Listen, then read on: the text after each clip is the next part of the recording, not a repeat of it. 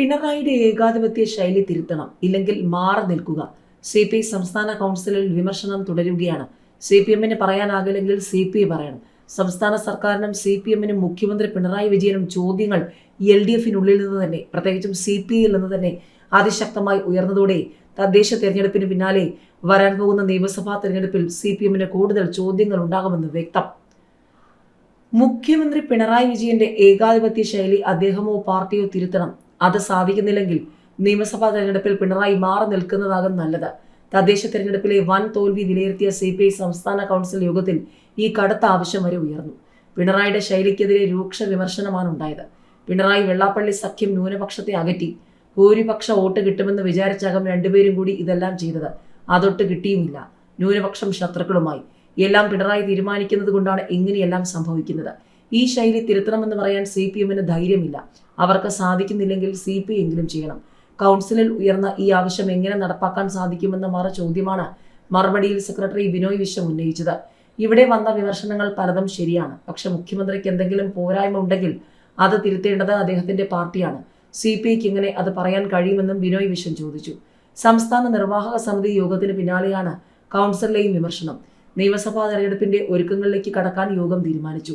CPI മത്സരിക്കുന്ന 25 സീറ്റുകളിലെ ചുമതലക്കാരെയും നിശ്ചയിച്ചു. സർക്കാരും ഇടത് പാർട്ടികളും കൂട്ടത്തോടെ വീടുകളിലേക്ക്. ജനുവരിയിൽ സർക്കാരും ഇടത് പാർട്ടികളും വീട് സന്ദർശനത്തിന്. നവകേരള പഠന പരിപാടിയുടെ ഭാഗമായാണ് സർക്കാർ നിയോഗിച്ച വോളണ്ടിയർമാർ 31 വരെ വീട് കയറുന്നതെങ്കിൽ തദ്ദേശ തെരഞ്ഞെടുപ്പിലെ തിരിച്ചടി പഠിക്കാനാണ് CPM-ന്റെയും CPI-യുടെയും സന്ദർശനം.